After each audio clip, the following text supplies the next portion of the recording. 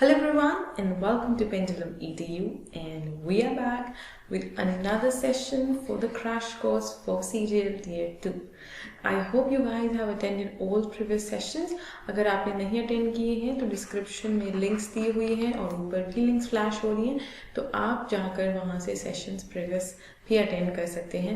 मैंने जैसे कि कहा है, सारे सेशंस कॉन्सेप्ट बेस्ड रहे हैं और आपको एरर स्पॉटिंग, सेंटेंस, सारे जो भी टॉपिक्स थे वो ऐसे नहीं कराए हैं कि चले नाउन पढ़ते हैं, चले प्रोनाउन पढ़ते हैं। जी नहीं, आपको सब कुछ कॉन्सेप्ट बेस कराया गया है। जो आपको क्वेश्चंस एग्जाम में आते हैं, मेजरली जिनका वेटेज है वो कॉन्सेप्ट्स पर हमने फोकस किया हुआ है। इसके साथ साथ आपको कल मैंने टॉप 100 इडियम्स की प्रैक्टिस कराई थी और मैंने कहा था ये फ्रिक्वेंटली आस्क्ड हैं, चाहे आप CGL की बात करें या CHSL, तो SSC ये इडियम्स पूछता ही है। आज हम बात करने वाले हैं टॉप 100 वन वर्ड सब्स्टिट्यूशंस की। सो ये भी आपकी बहुत बहुत हेल्प करने वाले हैं, ये वन वर्ड सब्स्टिट्यूशंस, बिकॉज ये वो हैं जो कि आपसे बार बार पूछे जाते हैं। और SSC आपको पता है का पैटर्न है SSC का रेपिटेटिव क्वेश्चंस पूछने का। कुछ नए भी आ जाते हैं बट ऐसा नहीं है। अब आप ये मत सोचिए हमेशा कि SSC वन वर्ड में कोई डिफ़िकल्ट वर्ड ही पूछता है। जी नहीं, ऐसा नहीं है। आपको ऐसे वर्ड्स ही पूछे जाते हैं, प्रीएम्बल, बोरिंग, ये सारे वर्ड्स भी वन वर्ड सब्स्टिट्यूशंस में अब आने लगे हैं। सो इट्स जस्ट कि आप उस फ्रेज को डिकोड करके उसका वन वर्ड आइडेंटिफाई कर पाते हैं या नहीं। So let's quickly get started with today's session. I guess आप सबको पता है one word substitution क्या है। It is a set of phrases which are to be replaced with one word. आपको एक पूरा फ्रेज दिया जाता है जिसमें कि आपको एक वर्ड उसके लिए ढूंढना होता है कि उस फ्रेज के लिए एक वर्ड क्या है या किस ये मीनिंग किस वर्ड का है। सिंपल, क्योंकि आपको ऑब्वियस है जो मीनिंग फ्रेज दिया है वो उस वर्ड का मीनिंग दिया होता है, राइट। एक बार मैं आपको क्वेश्चन टाइप दिखाती हूँ, जैसे कि आपको एग्जाम में पूछा जाता है। इफ यू सी हियर, तो यहाँ पर देखिएगा जो डायरेक्शन होता है वो select the word which means the same as the group of words given. So you have to select the word which means the same as the group of words. So ये जो भी आपको सारे words दिए हैं, set of words, phrase दिया है, उसके लिए आपको एक शब्द वहाँ ढूंढना होता है। जैसे यहाँ पर दिया है कंसिस्टिंग ऑफ मेनी थिंग्स और parts, many things like great number of. So will it be numeral? Will it be singular, few, multitudinous? So multitudinous is the word that is the correct answer because it means many things in parts. Singular or few तो नहीं आएगा। numeral, देखो numerous होता तो सही हो सकता था, but numeral है which is not possible, that will be correct. It will just be multitudinous, क्योंकि numeral तो words और numbers होते हैं, numeral values like we say first, second, और the numerals हम लिखते थे 120, all of that is numeral. So the answer is multitudinous. So confused नहीं होना है, सिर्फ सिंपली आपको जो फ्रेज दिया है उसका वहाँ पर ऑप्शन पिक करना होता है। इस तरीके से आपको एग्जाम में क्वेश्चन पूछा जाता है। ये है आपके एग्जाम क्वेश्चन का pattern which is very very simple to understand, और कुछ ऐसे बहुत हार्ड एंड फास्ट जिसमें कोई समझने की प्रॉब्लम रूल नहीं है। अब बात करेंगे टॉप 100 इडियम्स की, तो शुरू करते हैं CGL Tier 2 के लिए टॉप 100 इडियम्स। देखिए, मैं आपको पहले फ्रेज दिखाऊंगी, अगर आपको वर्ड पता है तो आप जल्दी से कमेंट करके मुझे बता सकते हैं कि वो वर्ड क्या है। So if you guys know one word for this phrase, that is a person who has changed his faith. मतलब उनका भरोसा एक भगवान पे था, दूसरे पे हो गया, या पहले वो भगवान में भरोसा करते थे अब वो भरोसा नहीं करते, या किसी और पे विश्वास करते थे अब किसी और पे करते हैं। तो वो कौन होते हैं? अगर आप सबको पता है तो fine, otherwise it is apostate. It is apostate. Okay, you can break it into two parts. Apostate. So that is the person who has changed his faith. Next is one who can either hand with ease. One who can either hand with ease. मतलब आप आसानी से उस काम को कर सकते हो, अपना हाथ यूज कर सकते हो उसमें। तो वो क्या होता है? ambidextrous, can use either hand. तो यहाँ पर can use मैं आपको लिखना भूल गई हूँ, not a problem. One who can use either hand with ease, तो कोई भी हाथ दोनों में से जो आसानी से यूज कर लेते हैं, like you saw using both the hands, you have seen in this movie 3 idiots also आपने देखा होगा, जो कि दोनों हाथों से लिख लेते हैं अपने बोथ हैंड्स। अब बोथ हैंड्स लिखा होता तो आसान होता, ईदर हैंड लिखा है तो भी मीनिंग तो सेम ही है ना, पर कभी कभी कंफ्यूज हो जाते हैं क्योंकि यहाँ पर यूज वर्ड मैंने मिस कर दिया था। That's not a problem, now I written it's ambidextrous. Ambi, देखो ये जो एम्बी है ये जो रूट वर्ड है, this is a root word, okay. इसका मतलब ही होता है बोथ। इसका मतलब क्या होता है? Both. So ambidextrous is one who can use both hand और who can use either hand with ease. कोई भी हाथ बहुत आसानी से यूज कर सकते हैं या कर लेते हैं। Moving ahead, next is one who does not believe in the existence of God. भाई आपको दोनों तरीके से पूछा जाता है, एक वो जो भगवान में विश्वास करता है, एक वो जो भगवान में विश्वास नहीं करता है।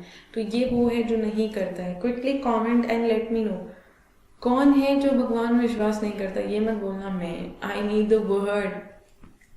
It is a theist. What is it? It is a theist, one who does not believe in the existence of God.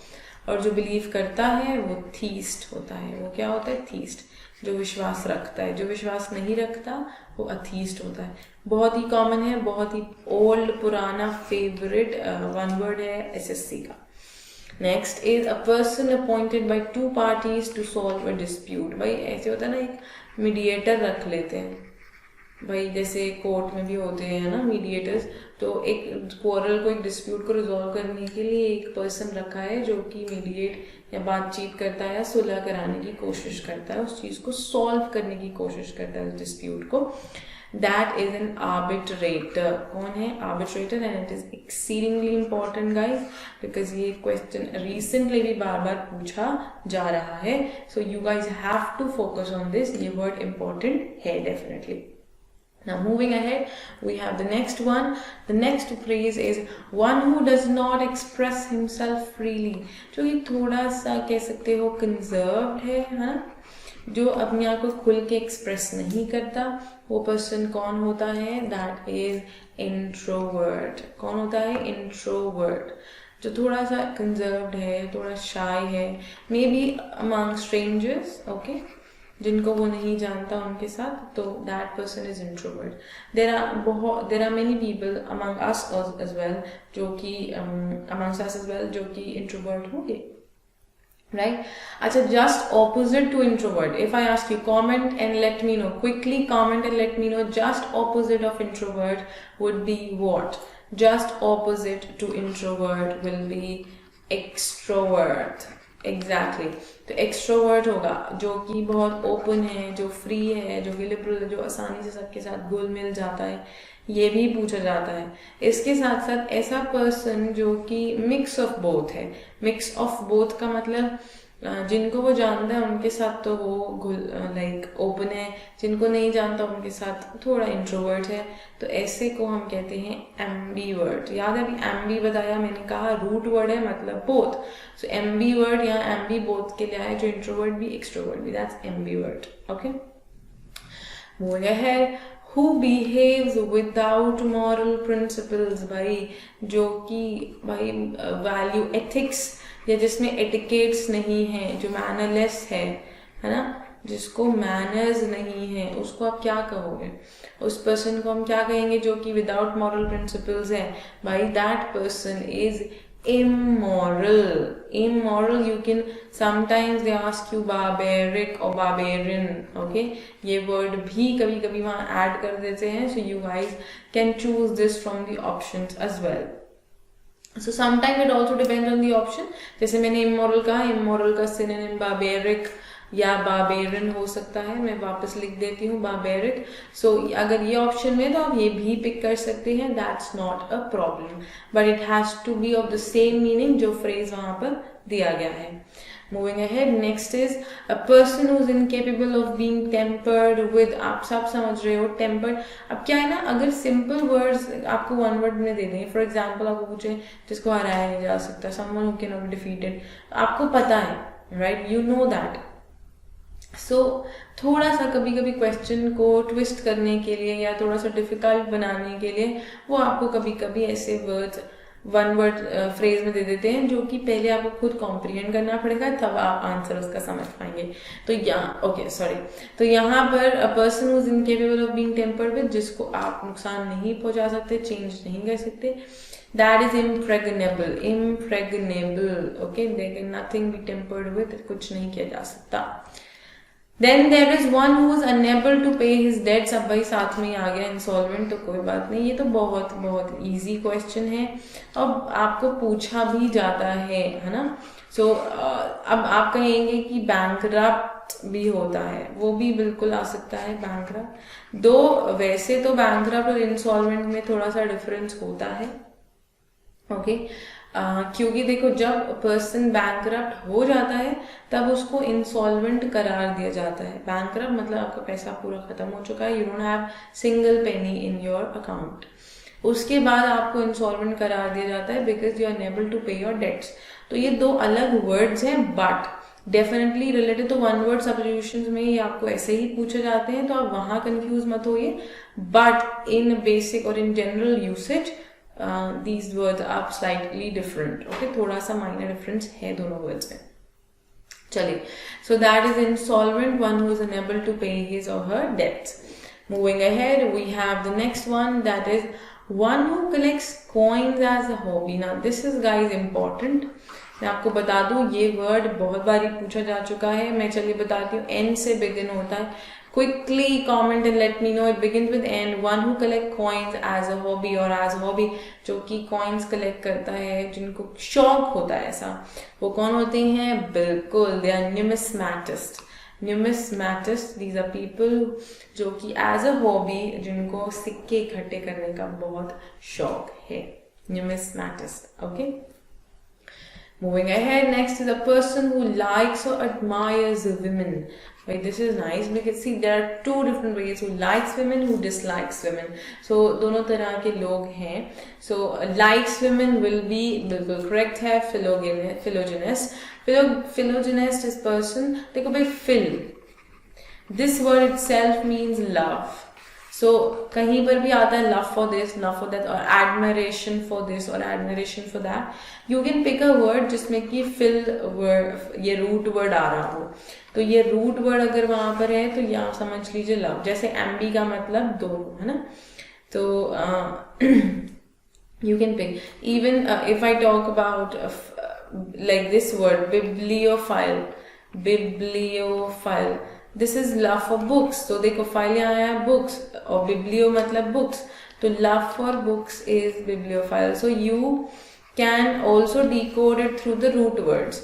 अब यहाँ admiration for women की बात हो रही है, it's philogynist। अगर मैं कहती हूँ one who dislikes women, तो वो हो जाएगा misogynist। मीजो कौन होता है? मीजो का मतलब जो कि डिसलाइक के लिए आता है, जिसको जो नहीं पसंद, hatred. You can say dislike और hatred, alright. So that will be this word. So just opposite of philogynist will be misogynist। चलिए, let's go ahead. Moving ahead, we have a lover of mankind. What could that be? This is a common phrase again asked। ये भी एक common one word question है जो SSC पूछता है। Love for mankind is philanthropist। Now see again, phil आया ना, because it's love। So philanthropist is love for mankind, और love for mankind, देखो love for mankind is philanthropy।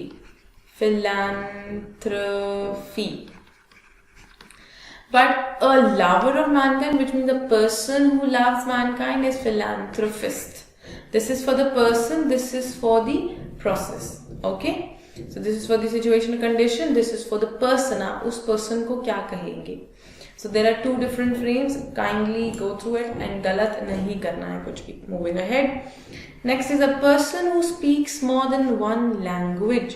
जो एक से ज्यादा लैंग्वेज को यूज करता है, that is polyglot। poly means multiple or many।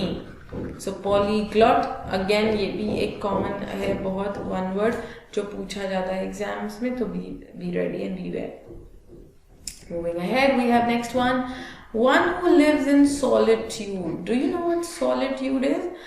loneliness, or you can say one who likes to stay alone, solitude. Peace, like that person likes, it should just be me, okay?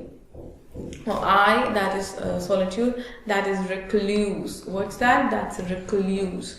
आप सबके मन में कभी कभी solitary आ जाता है.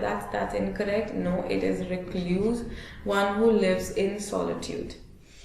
Moving ahead, next is someone who walks in sleep. Again, बहुत commonly पूछा जाने वाला है. S से ही शुरू होता है, sleep से related है. Who walks in sleep is somnambulist. Somnambulist. Break it if you can't pronounce it. Somnambulist. Okay. Somnambulist is someone who walks in sleep.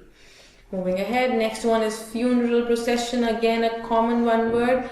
Guys, आप देख रहे हो जितने भी one words हैं ये पूछे जा चुके हैं, commonly पूछे जा. आप खुद भी अगर आपने previous year papers दिए हैं या फिर memory based sets या आपने exam attempt किए हुए हैं, तो you guys realize कि SSC आपको ये सारे one words पूछता है. These are frequently asked and these are the expected ones as well.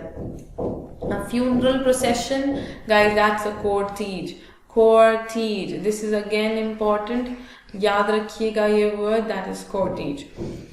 A group of worshippers, उनको क्या कहते हैं हम कहते हैं congregation. Generally congregation word सिर्फ group के लिए भी use किया जाता है. Okay, a group of people together, gathering. Congregation of ministers, we also say this, but this is a group of worshippers basically.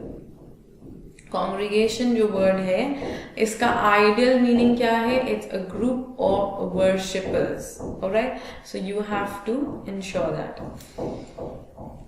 Moving ahead, next one is a person who draws or produces maps, guys. Maps. तो भाई कौन है जो, भाई देखो map से related don't think of geography, that's the study. जो person ऐसा करता है that's a cartographer. Cartographer, a person who draws और प्रोड्यूसेस मैप्स. प्रोड्यूस मतलब प्रोड्यूस नहीं, बना ही रहा है definitely. Okay, that's a cartographer. अब एक और वर्ड आने वाला है नेक्स्ट जो कि आर्ट से रिलेटेड है. अ person who rights beautiful writing. आपने देखा ना कुछ लोग इस प्रकार से लिखने की कोशिश करते हैं that they have beautiful. Okay, fine, my writing is not that beautiful, I know, तो समझ भी नहीं आ रहा है, but still जो कि थोड़ा कोशिश करते हैं सुंदर सा लिखने का, उनको हम क्या कहते हैं? कैलीग्राफर. With that, कैलीग्राफर, उन लोगों को कहते हैं कैलीग्राफर, और उस आर्ट को कहते हैं हम calligraphy. Okay, that's calligraphy, and the person who's good at it, it's calligrapher. Moving ahead, we have next a person employed to drive a private car or hired car. Amazing, and it's an important. Even three of them, ये जो हम तीनों कर चुके हैं, ये तीनों ही important हैं, पूछे जाते हैं, expected भी हैं. तो कौन है जो कि private और hired car चलाता है? But driver, better word for driver is chauffeur. What's that? Chauffeur. This is not chauffeur, it's chauffeur. Okay, ये वर्ड स्पेलिंग एरर्स में भी आता है, तो प्लीज इसको वर्ड की स्पेलिंग भी ध्यान रखिए, क्योंकि ये स्पेल एरर्स में भी बहुत पूछा जाता है. एसएससी इसको स्पेलिंग एरर्स में भी डाल देता है, तो वन वर्ड में तो आ ही सकता है, स्पेल एरर में भी आ सकता है, तो प्लीज इस वर्ड को ध्यान रखिए. नेक्स्ट इज अ कीपर और कस्टोडियन ऑफ म्यूजियम और अदर कलेक्शन. भाई म्यूजियम में जो उसका कस्टोडियन है या उसका जो देख रेख करने वाला है, who is that? That's a curator. ये रिसेंटली पूछा गया है आपसे, प्रीवियस पेपर्स में देखिए, ये रिसेंटली भी पूछा गया है. That's a curator. Okay, moving ahead, we have next one. It says the art or practice of garden cultivation and management. Garden, horticulture, because it's for garden. Like, see, you know, pisciculture. That's a fish, related to fishing. Practice of fishing. So that's pisciculture, because pisci is always related to fish. Piscivorous होते हैं जो कि fish eating animals या mammals होते हैं, piscivorous. So pisci is again a root word for fish. Okay, So horticulture is related to garden cultivation. Next is one who supervises in the examination hall. तो supervise कर रहा है तो supervisor हो सकता है, बिल्कुल हो सकता है, या फिर हो सकता है invigilator. तो कभी कभी ऑप्शन में supervisor भी हो सकता है. यदि नहीं है तो एग्जाम में तो हमेशा हमें पता है, हम सब एग्जाम दे चुके हैं, हम सबको पता है, अभी देते भी हैं एग्जाम, इन्विजिलेटर आते हैं वहां पर, राइट. इन्विजिलेटर जो कि इन्विजिलेट करते हैं, जो कि मॉनिटर करते हैं एग्जाम को. नेक्स्ट इज द थ्योरी और philosophy of law. The theory or philosophy of law. What's that? Legal terms, jurisprudence. देखो jurisdiction जो होता है वो तो आपका हो गया जो कि लॉ है या जो स्टेटमेंट है जो वहाँ से एक एनैक्टमेंट आई है बाय द कोर्ट. थ्योरी या फिलोसफी क्या हो जाती है? ज्यूरिस्प्रूडेंस. तो ज्यूरिस से ज्यूरी से याद रखिएगा, ज्यूरिस से याद रखिएगा, it is related to law. The jurisprudence is the theory or philosophy of law. Next is a person who compiles dictionary. Guys, very common, बहुत कॉमन है और बहुत बार पूछ चुके हैं ये आपसे SSC. क्विकली मुझे कमेंट करके बताइए आप में से कितनों को पता है कि जो डिक्शनरी कंपाइल कर लेता है उसको हम क्या कहते हैं. मैं आपको देती हूँ एक हिंट जो कि L से बिगिन होता है. I hope you guys remember LE. It is lexicographer. Lexicographer, that is someone who compiles dictionary for you guys. Okay, so you have to be aware now again when it comes to the usage. Lexicography बिल्कुल होता है, lexicography भी होता है, वो study होती है या the process of compiling dictionary. ठीक है, वो लेक्सिकोग्राफी होता है. लेक्सिकोग्राफर वो पर्सन होता है जो वो काम करता है. Moving ahead, the next one, let's go for a building where animals are butchered. The animals are butchered, like the butchers, like they chop, they mince, we go for meat and mutton. So that's a building where, or you can say a place where. I won't just suggest building, but I would say a place where animals are butchered. That is abattoir. What is that? It's abattoir. Abattoir. Okay, that's a place where animals are butchered. Next is a place where a dead person's body is cremated. I guess this is a common one and you guys know it. Yes, it is crematorium. A dead person's body is cremated. Okay, जो सारे जो रस्म रिवाज हैं वो, that's a crematorium. Okay, and a large bedroom for a number of people in a school or institution. Guys, this is common. Recently भी CHSL ने ये पूछा हुआ है. अभी जो CHSL के पेपर गए आपने देखा, अगर आपने एग्जाम ऑप्ट किया है तो ये वर्ड वहाँ भी था और रिपीटेटिवली था. 2-3 सेट्स में ये वर्ड आया था. That is dormitory.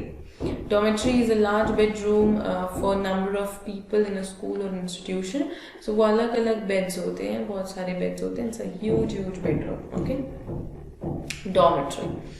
Next is a large building with an extensive floor area, typically for housing aircraft. So you can simply say a place where aircrafts are kept. ये भी इस तरह से पूछा जाता है. A place where aircrafts are kept. उसको हम क्या कहते हैं? H से है hangar.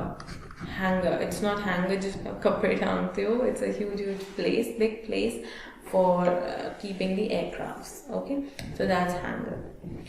Moving ahead, next one is, okay, answer भी साथ में ही आ गया है, मैंने दे दिया आपको. A room or building for sick children in a boarding school. एक बोर्डिंग स्कूल में बीमार बच्चों के लिए भी, हमारे स्कूल में तो MI रूम होता था. MI room, medically something room. Sanatorium. What's that? That's sanatorium. That's a place where sick children are kept in a boarding school. So it's a separate room or a separate space, okay, for these kids. Moving ahead, next is a large tall cupboard in which clothes may be hung or stored. ये बहुत common पूछा जाता है. Sanatorium के बाद quickly इसको answer कीजिए भैया, जिसमें आप अपने कपड़े रखते हो. Don't say almirah. It's a wardrobe. What's that? It's a wardrobe. The cupboard is a wardrobe. Okay. Next, a form of government in which power is held by the nobility. Nobility मतलब जो कि supreme players हैं society के, जो कि elite class है। Okay, अगर वो लोग लीड कर रहे हैं गवर्नमेंट को, उनके हाथ में पावर है, तो ऐसी गवर्नमेंट को हम कहते हैं aristocracy. What's that? Aristocracy. It is aristocracy, जहां पर पावर जो है वो एलीट क्लास के लोगों के पास होती है, या फिर जो सुप्रीम प्लेयर्स होते हैं सोसाइटी के या उस प्लेस के, that is aristocracy. Next is a system of government by one person with absolute power, like king or queen we say, right? तो rule of king or queen, ये ऐसे भी पूछा जाता है, rule of a king or queen, that is autocracy. What is that? That's autocracy. तो one person भी हो सकता है, या आपको इस तरह से पूछ सकते हैं by rule of king or queen, दोनों में से किसी तरह. Answer will be autocracy for you. Okay, so aristocracy and autocracy. Democracy, you guys know, India.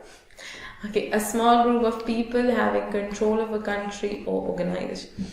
मतलब this is power or control in hands of few.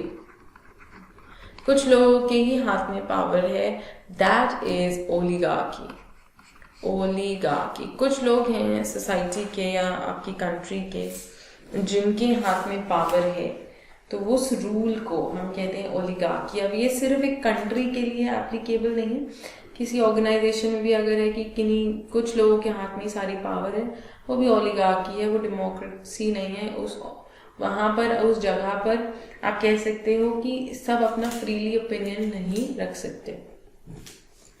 Moving ahead, government by the wealthy, भाई जिनके पास पैसा है अगर वो, भाई ये तो बहुत ही इंपॉर्टेंट है, पैसा है ना, पैसा तो इंपॉर्टेंट होता है। Plutocracy, okay, that's plutocracy. So aristocracy, autocracy, oligarchy and plutocracy, you guys have to be aware of these.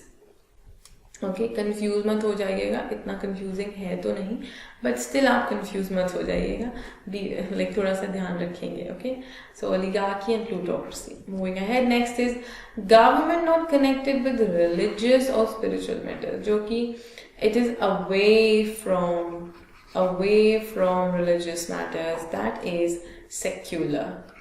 वो सेक्युलर गवर्नमेंट होती है भाई, जिसको रिलीजन से या रिलीजियस मैटर्स से वो मतलब नहीं, बहुत इनसेंसिटिव गवर्नमेंट है वो, that's secular. A form of government with a monarch at the head, ये तो बहुत सिंपल है, मोनार्क लिखा ही है, मोनार्की। ये है किंग और क्वीन वाला, किंग और क्वीन वाला। Okay, this is monarchy. Moving ahead, next is an abnormal and persistent fear of depths. Guys, देखो fear बहुत सारे, phobia या फिर love for something, manias, ये बहुत सारे हैं, बट मैंने वही यूज करे हैं यहाँ पर, वही बता रही हूँ जो कि frequently asked हैं और जो आपको और भी आ सकते हैं या पूछे जा सकते हैं। सो उन्हीं को हम प्रैक्टिस कर रहे हैं, मेजर फोकस हम उन्हीं पर रख रहे हैं। Okay, that is bathophobia. So depths का अगर फियर है तो दैट इज बेथोफोबिया। ओके, मतलब आपको अंदर पानी में जाने का डर है, पानी का तो हाइड्रोफोबिया होता है, पानी का डर तो हाइड्रोफोबिया होता है, बट दिस इज डेप्थ का, that is bathophobia. Next is fear of और hatred of books, bibliophobia. Biblio तो बुक्स है ही, और फोबिया मतलब फियर, तो फियर ऑफ बुक्स हो गया, that is bibliophobia. Simple. Root words भी अगर किसी के याद हैं तो आप आसानी से आंसर मार्क कर सकते हैं।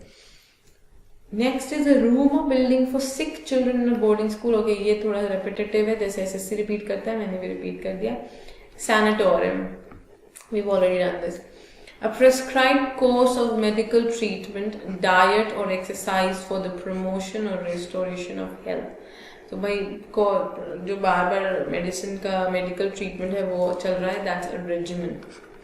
ये तो गाइस 2019 में भी पूछा गया है आपको CGL Tier 2 के पेपर में, ये 2019 में आ चुका है एग्जैक्टली यही word, regimen. A prescribed course of medical treatment or diet or exercise to come back or restore your health, that is a regimen. Okay, जो एक process है, set process है. Okay. Next one is able to adapt or be adapted to many different functions or activities. बहुत सारी चीज़ों में आप easily उनको अपना लेते हो, उनके साथ you get used to it. तो आसानी से किसी चीज़ में ढल जाना और हर चीज़ में उसको एक अच्छे तरीके से उसको कर पाना, उसको हम क्या कहते हैं? being versatile. That is versatile. ये भी रिसेंटली पूछा गया हुआ है, ये भी 2019 में आपको पूछा जा चुका है CGL में. तो ये प्रीवियस ईयर आप कह सकते हो, दो सारे प्रीवियस ईयर हैं, SSC ने कहीं ना कहीं पूछे हुए हैं और पूछे भी जा सकते हैं, मैं बार बार कह रही हूँ. नेक्स्ट इज सीमिंग रीजनेबल और प्रोबेबल, ऐसा जो कि लग रहा है, संभव है. That is plausible. भाई पॉसिबल भी एक वर्ड है, बिल्कुल करेक्ट, या फिर प्लॉसिबल, ये एक बेटर वर्जन आ गया पॉसिबल का. प्रोनाउंसिएशन भी नियरली सेम है, पॉसिबल, प्लॉसिबल. ओके, चलिए. Next is not having any serious purpose और वैल्यू. कोई चीज़ जिसका इम्पोर्टेंस कम है या इतनी इम्पोर्टेंस नहीं है उसकी, कहते ना, अच्छा इनसिग्निफिकेंट नहीं कह सकते, मेरे दिमाग में आया इनसिग्निफिकेंट. आप बताओगे इनसिग्निफिकेंट क्यों नहीं कह सकते? इनसिग्निफिकेंट इसलिए नहीं कह सकते बिकॉज इसका मतलब होता है no value, having no value. But मैं जीरो वैल्यू की बात नहीं कर रही, मैं कह रही हूँ जिसका कुछ सीरियस पर्पस नहीं है या ज्यादा वैल्यू नहीं है. That is frivolous. What is it? It's frivolous. मतलब again useless. Okay, not much of value. Next is causing shock or dismay. very important, बहुत important है ये word, भी important है, और ये word spell errors में भी आता है ये word. तो आप ध्यान से देखेंगे इस word को. That is appalling. Appalling, that is something that gives you a shock. किसी की डेथ हो गई, oh that's appalling. Like कोई मैच हार गई आपकी फेवरेट टीम हो, that's appalling. शॉक और डिसमे मतलब आप उदास हो गए, अपसेट हो गए और आप एकदम शॉक भी हो गए उस न्यूज से. that is appalling. Next is lacking in variety and interest.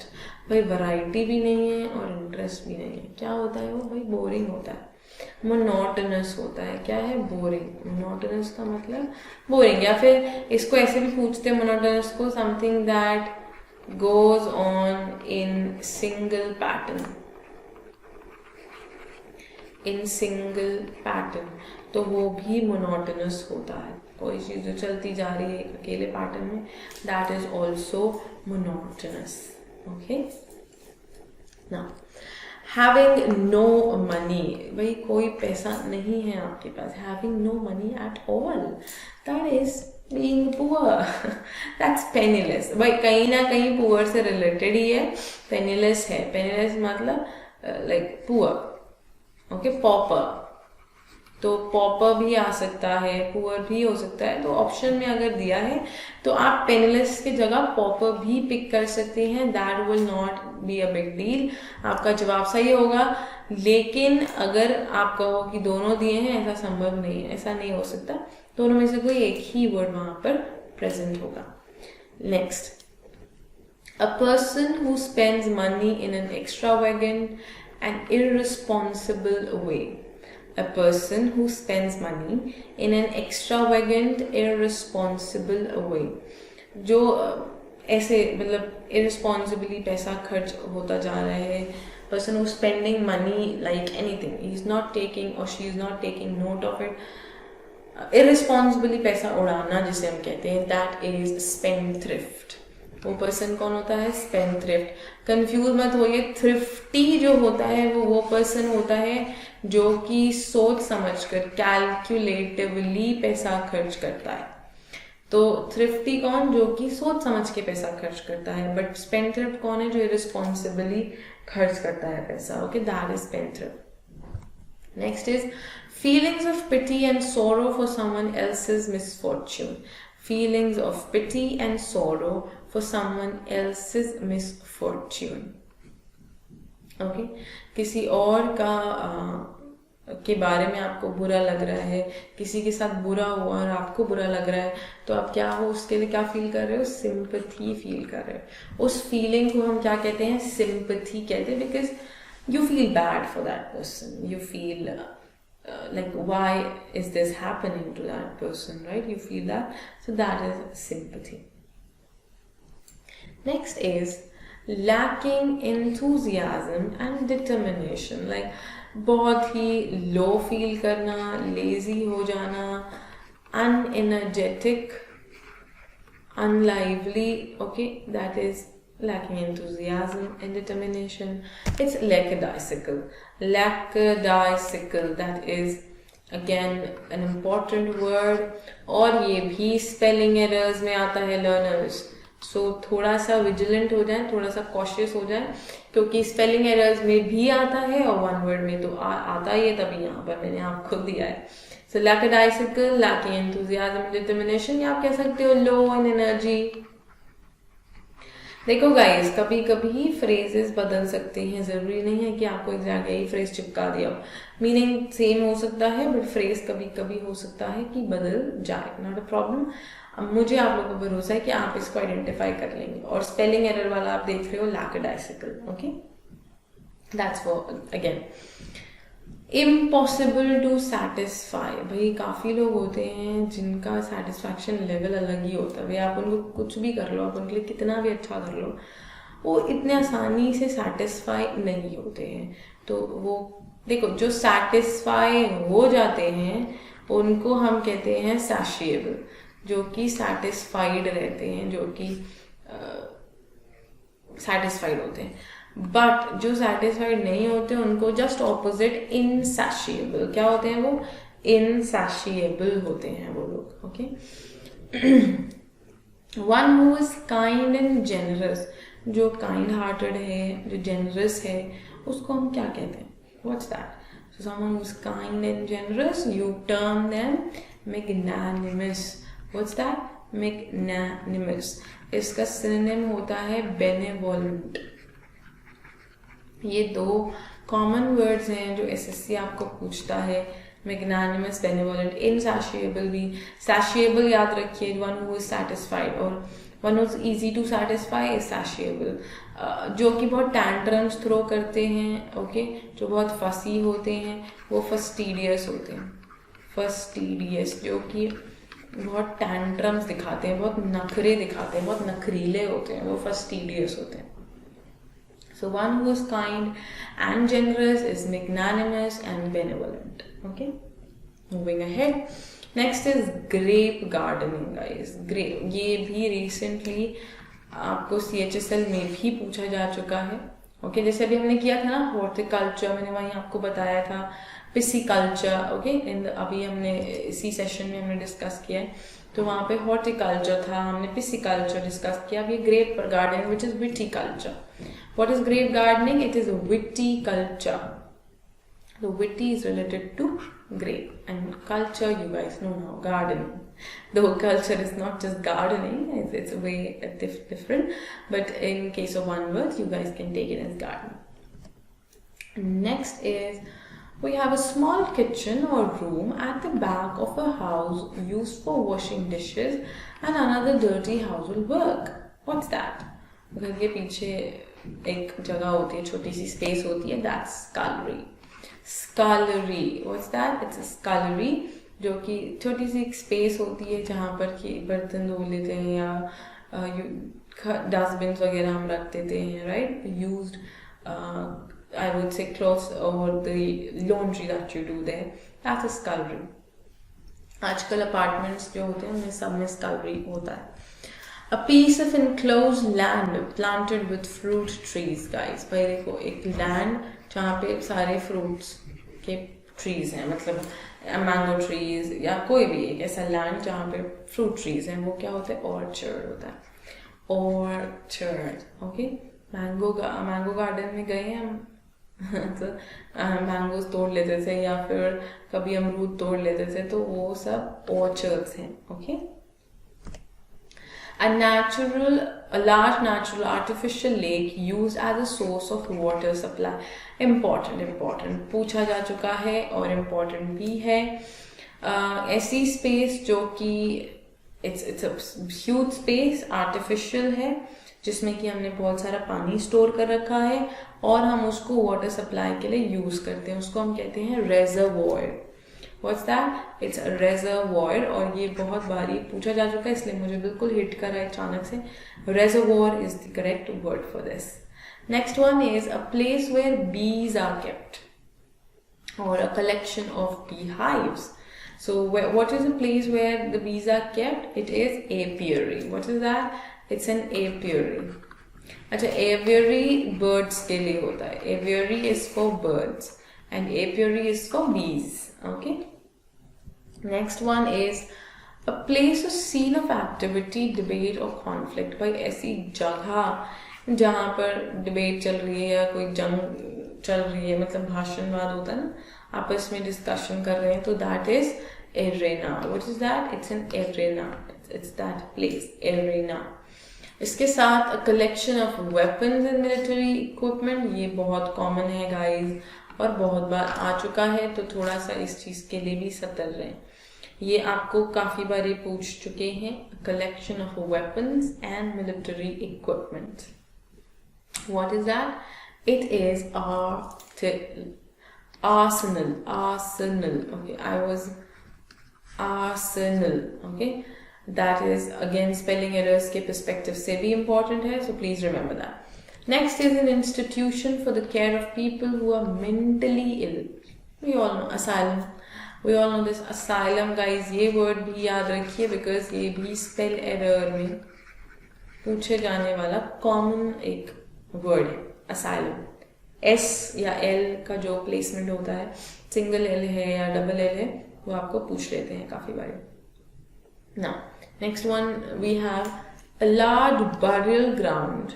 Especially one not in the churchyard. Especially not in the churchyard, but it's a burial ground. अलग से जो होता है, that is church वाला नहीं. It is cemetery. Crematorium is the place जहाँ पर cremation की सारे rituals होते हैं. ये cemetery है जहाँ पे bury कर देते हो आप. Okay, that is a cemetery. Next one is the art of effective or persuasive speaking or writing. वही इसको क्या कहते हैं? That is rhetoric, जो कि usually हमारे political leaders के पास होती है. They are rhetoric. Look at our leader Modi, Mr. Modi. He has his rhetoric speeches to deliver always. Or Mr. Obama, again rhetoric speeches. A person who sells and arranges cut flowers. Who's that person who does this? Florist.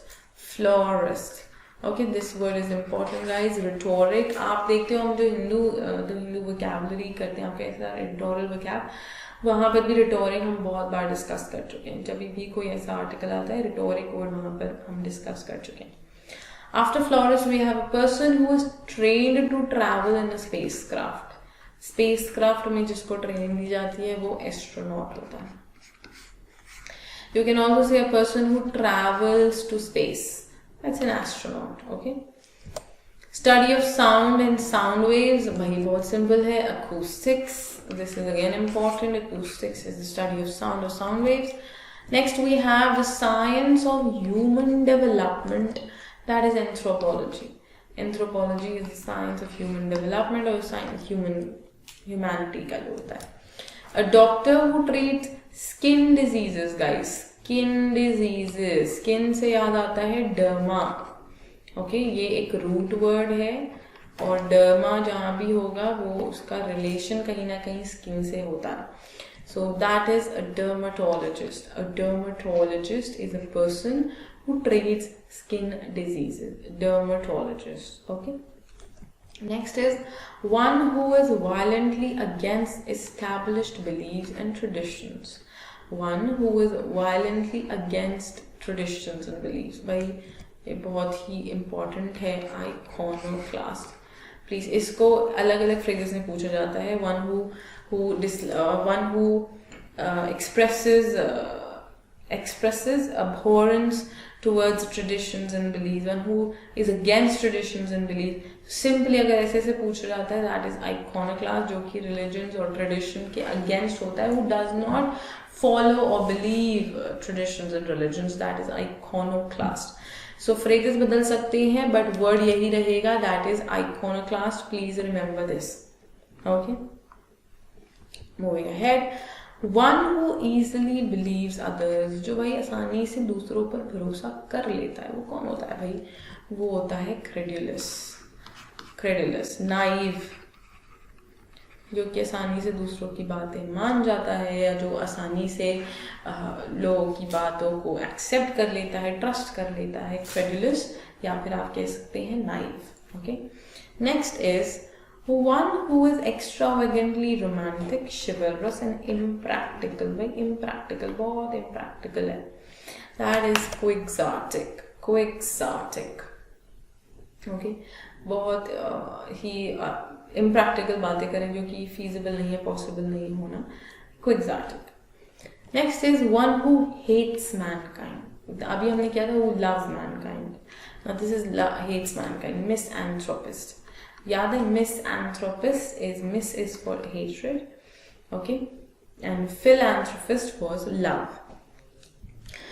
Strong and deep dislike, भाई किसी चीज को आप ना पसंद करते हो बहुत ही ज्यादा, that is antipathy. What is that? That's antipathy. You don't like it much. Okay, so वो antipathy होती है. Deep dislike, abhorrence. Okay. Next is one who believes in many gods. भाई जिसको बहुत सारे भगवान, I believe in every god, like it's fine. So that is polytheist. Theist we did atheist. Now this is polytheist, who believes in many gods. Next one is the killing of one's husband की killing भाई. That is mariticide, okay, killing of one's husband. Then killing of whole race is genocide, और ये बहुत ही commonly पूछा जाता है. Genocide तो आप सबको याद होगा, mass killing of whole race, okay, that is genocide. Husband is mariticide. Wife, okay, sister is sororicide. Killing of sisters is sororicide, and killing of a wife is uxoricide. Okay, so this is sister if you call it sororicide, and wife, that will be uxoricide. Moving ahead, the next one is morbid compulsion to steal. भाई कोई व्यक्ति जिसको आदत हो चोरी करने की, kleptomania. तो जो पर्सन होता है उसको हम कहते हैं क्लेप्टोमेनियाक, और ये आदत को या इस बीमारी को क्लेप्टोमेनिया कहते हैं, या इस ऑब्सेशन को क्लेप्टोमेनिया कहते हैं. Writing of one's life history. One's किसी की आप लाइफ स्टोरी लिख रहे हो तो वो बायोग्राफी है, ठीक है, किसी और की. अगर आप खुद की लिख रहे हो तो वो ऑटोबायोग्राफी हो जाएगी. खुद की ऑटोबायोग्राफी, दूसरों की simple biography. Okay. A speech to oneself, very very important guys, ये भी बहुत पूछा जाने वालों में से है. और अगर आप देखो बायोग्राफी ऑटोबायोग्राफी भी कॉमन है, ये पूछे जाते हैं. A speech to oneself is soliloquy. और ये वर्ड भी स्पेलिंग एरर्स में काफ़ी आता है, so please work on it. One word के हिसाब से भी, स्पेलिंग के हिसाब से भी, मीनिंग भी पता होनी चाहिए. देखो इतने, अगर मैं आज आपके साथ 100 वर्ड्स डिस्कस कर रही हूँ, 100 वर्ड्स डिस्कस कर रही हूँ, तो आप 100 वर्ड्स की वोकैबुलरी भी तो सीख रहे हो, राइट. वो वन वर्ड में भी आएगा या सिनोनिम्स एंटोनिम्स में आएगा, आपको पता होगा. मैग्नानिमस, बेनेवोलेंट, है ना. You can do it guys quickly. Soliloquy. आगे बढ़ते हैं. An establishment for the treatment of the chronically ill, जो कि बहुत बुरी तरीके से बीमार हैं, उनको ठीक करने के लिए जहाँ रखा जाता है वो भी सैनिटोरियम होता है. तो चिल्ड्रन के लिए भी सैनिटोरियम था और chronically ill के लिए भी. That happens by chance, जो कि by chance होता है, accidental होता है वो. Okay, deliberate नहीं होता है, accidental होता है. A machine that functions by itself guys, automatic, जो खुद से ही चलती है, जैसे ऑटोमेटिक वॉशिंग मशीन्स होती हैं, right. One who feeds on human flesh guys, flesh eating animals नहीं कह रहे हैं, ह्यूमन फ्लैश कह रहे हैं, that is cannibal. Flesh eating animals carnivorous भी हो सकते हैं, ओमनिवोरस भी हो सकते हैं, but human flesh is cannibal. Okay, important yet again. Next is To walk aimlessly, भाई ऐसे ही भटकना मंडराना, that is amble. इसको stroll भी कह सकते हो आप, ओके, stroll और amble. To walk aimlessly, जिसको हम कहते हैं wander या maunder. Alright. To send out of one's native country, किसी को अपनी country से बाहर निकाल देना, expatriate. What's that? Expatriate. भगा देना, निकाल देना. Mapping of Earth and its formation. This is geography, guys. भाई Earth की formation कैसे, तो geography है ना, वो तो Earth के बारे में बात करें.